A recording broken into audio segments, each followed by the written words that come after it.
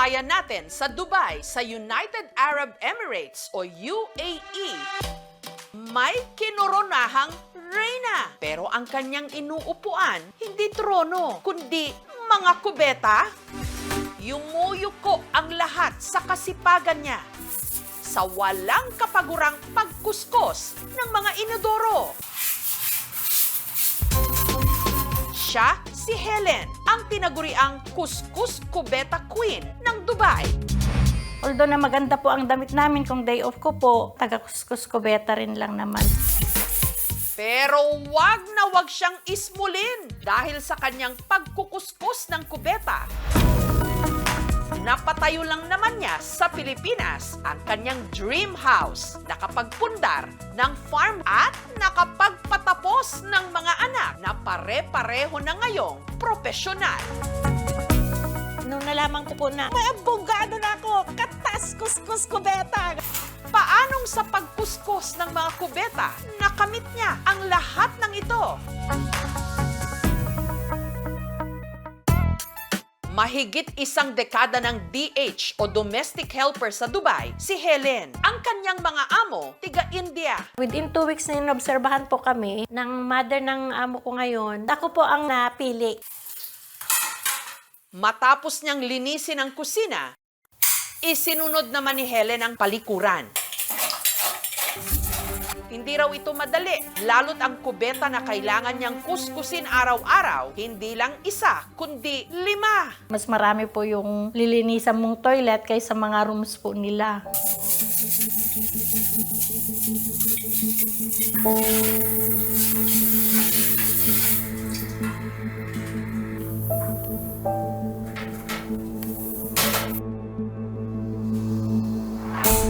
At dahil madalas na nababasa sa paglilinis, nagpalit siya ng damit.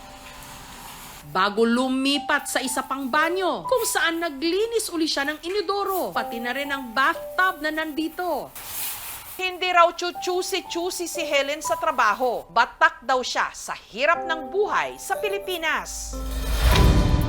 Tubong Pamplona, Cagayan si Helen. Ang talagang pangarap daw niya noon, maging teacher. Hindi man nakagraduate, nabigyan pa rin daw siya ng pagkakataong makapagturo sa daycare center ng kanilang barangay. Mahirap po ang buhay doon dahil sa dami ng anak, pero ang liit po ng sahod. Hindi na namin makayanan na pagkulehiyohin sila. Ang kinikita raw ng kanyang mister naman sa pagsasaka, hindi sapat. Kaya si Helen, na masukang domestic helper sa Hong Kong, Lahat po, trabaho ko po noon, masungit po ang aking amo doon. Kung marumi po, uulitin mo po yun. pero makalipas lang ang 1 taon, si Helen umuwi ng Pilipinas. Nagkasakit kasi ang ika-4 niyang anak na si Aubrey. Nag-leading to epilepsy po siya. Kailangan niya po ang pag-alaga. Pero kinailangan niya uling mag-abroad, kaya taong 2010, sa Dubai naman siya na masukang kasambahay. Wala po akong choice kung hindi yon dahil sa mga anak ko. Kung makapag-aral po sila, may choice sila na hindi sila magaya sa amin. Ang araw-araw na nakatoka sa kanyang trabaho, pag-aalaga ng bata, pati na pagkuskos ng kubeta. Mas marami po yung lilinisan mong toilet kaysa mga rooms po nila. Pero sulit naman daw lahat ng pagtitiis niya na pag-aral niya ang kanyang mga anak sa kolehiyo. At nakapagpundar din ng maliit na babuyan. Ayun, hanggang sa lumago naman, nagkaroon ako ng 4 na inahin na ngayon. Kahit doon man lang, masasabi kong ako'y tagumpay. Ngunit may kapalit ang ginhawa. Hindi natutukan ni Helen ang paglaki at pag-aaral ng kanyang mga anak. Kung anak ko tumawag siya, sabi niya, "Ma, grade 1 na ako next year. Hindi ka pa umuwi." Parang hindi mo alam kung ano yung sasagot mo. Lalo na po pag contest na nananalo sila, yung nandun ka dapat, wala ka. Sila lang, yung teacher lang ang umaalala. Ayaw ko siyang umalis noon. Gusto kong matin siya ng graduation. Pero nung time na hindi siya naka-attend. Ang alam ko is yung nanay ko is yung lola ko po. Sabi ko, dyan ka na lang. Alaga mo yung alaga mo dyan. Huwag ka nang bumalik ako. Tapos sinira ko po yung kwarto ko, yung mga libro ko, ganun. Tinapon ko lang ganun. Malungkot din kasi, di ba, kailangan ng nanay sa bahay. Kasi super maliit pa kami. Tapos meron yung mga nagsusuklay ng buhok, ganun. Sinusuklay ng mga buhok ng mga nanay, ganun. Parang hindi ko siya naramdaman na parang ganun.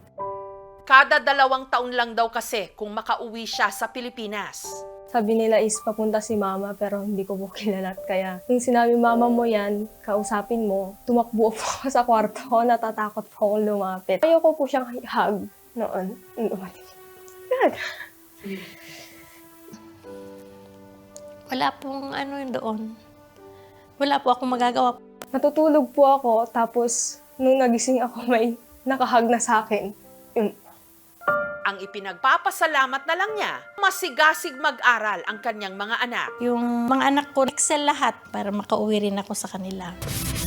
At makalipas nga ang mahigit 1 dekada ng pagkukuskos ng mga kubeta, ang 4 sa 7 mga anak ni Helen, mga professional na. Hindi man niya natupad ang pangarap niyang maging guro. Ang panganay naman niyang si Madeline, licensed professional teacher na ngayon.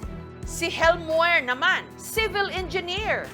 Tapos naman ng financial management, si Aubrey. At si Frank, isa na ngayong abogado. Nanalo ko. Alam nyo, lumabas yung anak ko ng abogado. May abogado na ako. Katas, kuskus, kubeta. Yung fruits ng kanyang sacrifices, nagbunga ng maganda.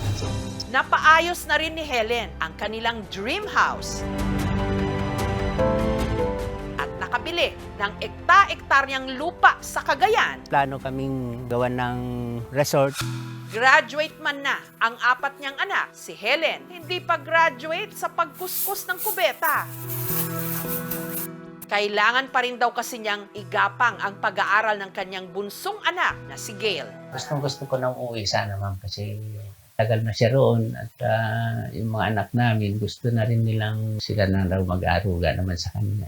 Dahil sa pagsisikap at pagiging ulirang ina ni Helen, nito lang nakaraang taon, Gawad Kasambahay Season 2 goes to Helen Atucon!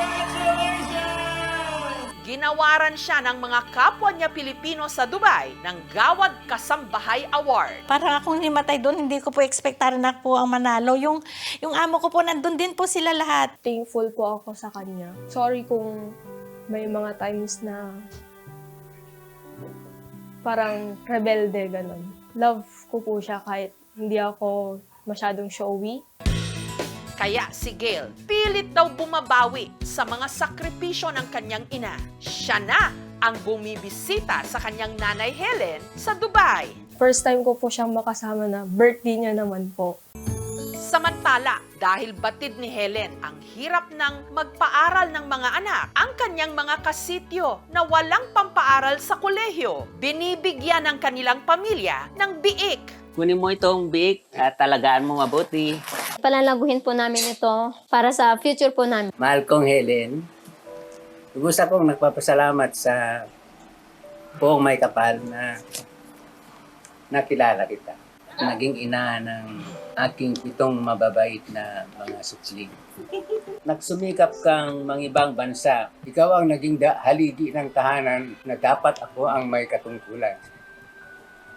Maraming salamat sa iyo at kahit pang sinasabi mong taga-kuskus kubeta ka lang, napag-aral mo ang ating mga anak ay bigay mo ang lahat, material at pinansyal na pangangailangan. Ikaw ang langit sa aming buhay. May pinadala si Papa na regalo sa'yo.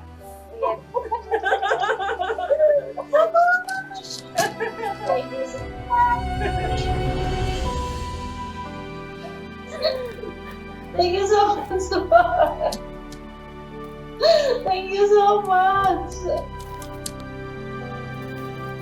Love you Anyway. all. Love you all. Thank you.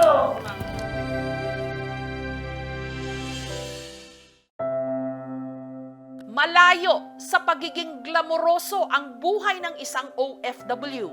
Pero lahat handa nilang tiisin kahit ilang libong beses pang magkuskos ng kubeta para lang hindi na maranasan ng kanilang mga anak ang dinanas nilang hirap.